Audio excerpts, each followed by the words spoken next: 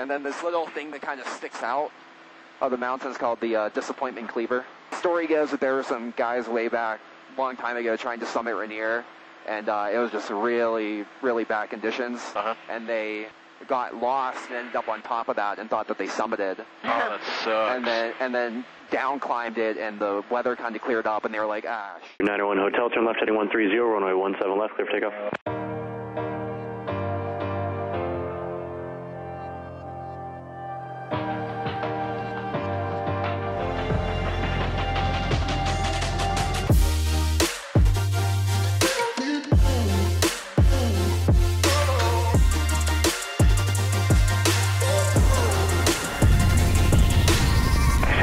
South Boston Tower, turn left heading 130, 917 left, cleared for takeoff.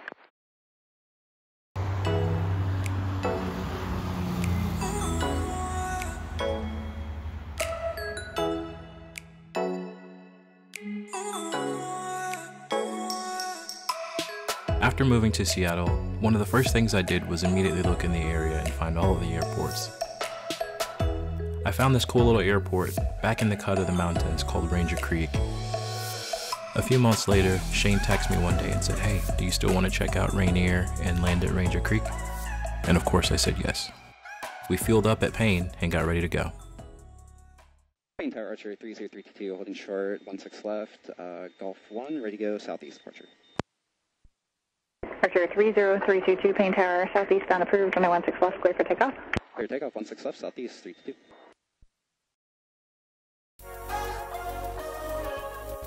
It was an absolute beautiful day and couldn't have been a better selection for mountain flying.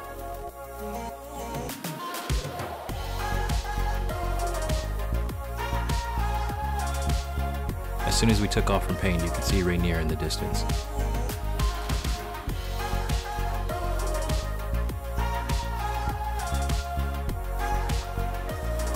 Shane did the flight planning and decided we would go to Rainier first. We would use the distance from Paine to Rainier to climb, and then do a couple laps around. After looking at Rainier, we'll descend down behind the mountains and check out Ranger Creek.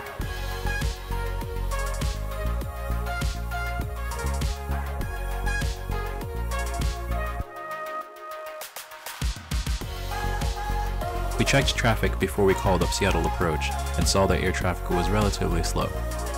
We decided to try our luck with requesting a clearance to the Bravo instead of flying all the way around.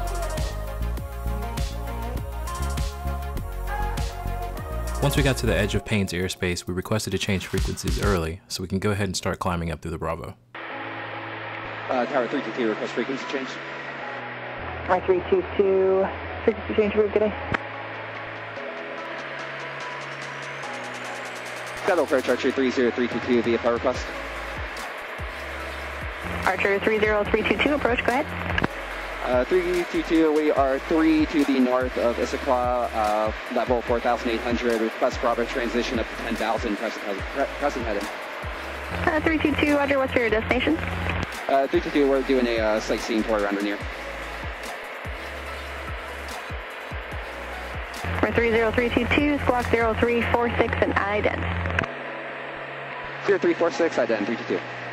Number 89071, your radar contact 5 miles east of Shelton at 4,700. The Shelton altimeter is 3016. November 30 Echo, traffic no factor. 30 Echo.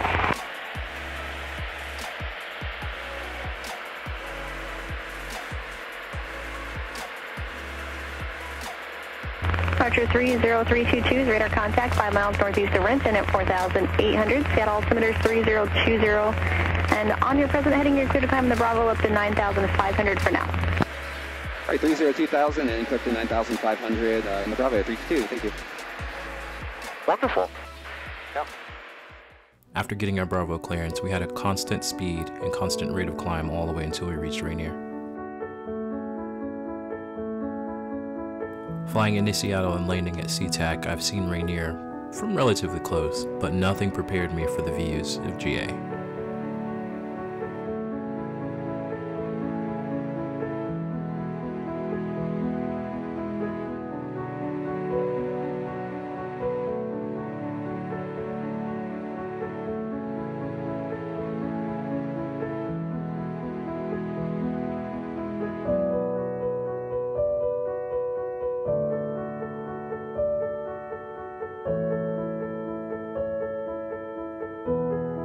This late in the season, the snow had started to melt, so there was a lot of slush and brown and dirt on the top of the mountain.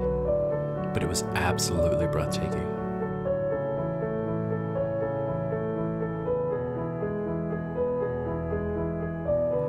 Because we were up so high, the air is pretty thin. We used a pulse oximeter that Shane keeps in the plane to keep track of our oxygen levels.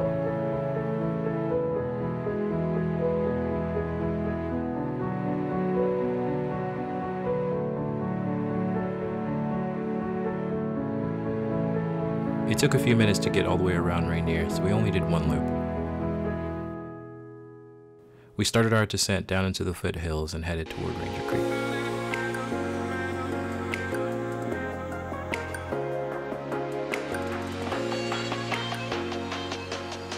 Flying with Shane around Rainier the first time was not only fun, but also educational. He taught me a lot about mountain waves and how to look at clouds and view the air to know what to expect when you're flying close to a mountain.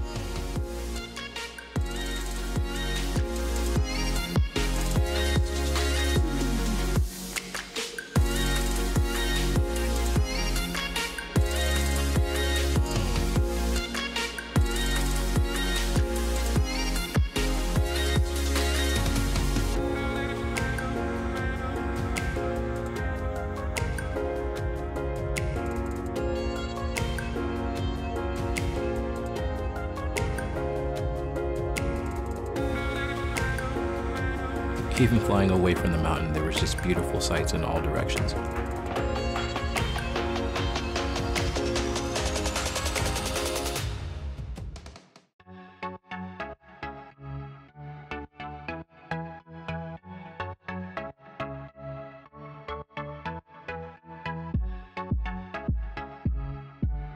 Once we got close to Ranger Creek, we flew by the airport to get a good look at what was on the ground. This airport is also a campsite, so we wanted to make sure there were no people, animals, baggage, or other things on the runway before we came in. We got a pretty good look at the field and felt confident in coming in for a landing. Shane announced our position on CTAF while I watched for traffic, and we started our descent. Ranger Creek traffic, Archer 322 is final 33. We're going to be landing Ranger Creek.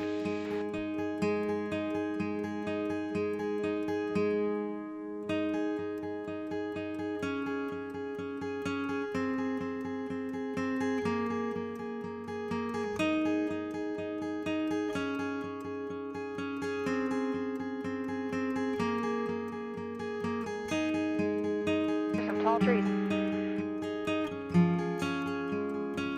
Coming into Ranger Creek, there were people on both sides of the runway from the campsite just watching the planes land.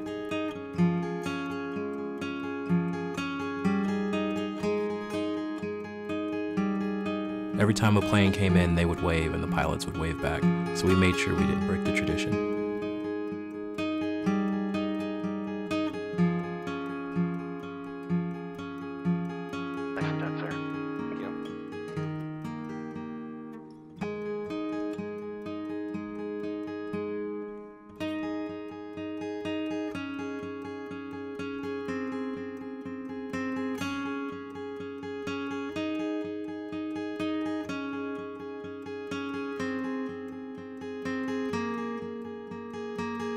We got to the end of the runway, turned around and taxied back to park the plane.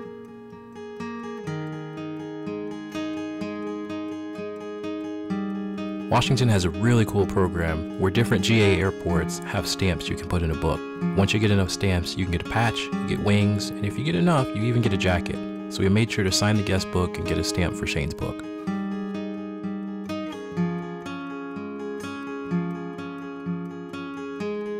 I really cannot reiterate just how perfect the weather that day was.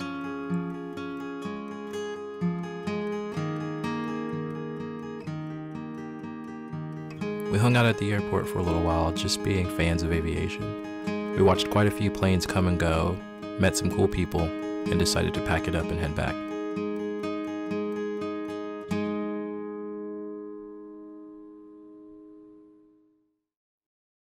Number 4 Delta, Delta left down on departure approved, runner 16 left, clear for takeoff. 4 Delta, Delta.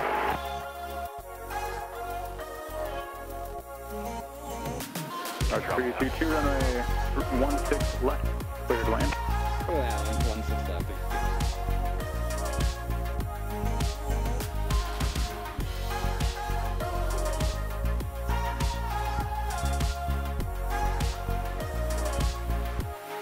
The flight back into Paine was relatively uneventful, so I skipped most of that for the video. But here's the landing.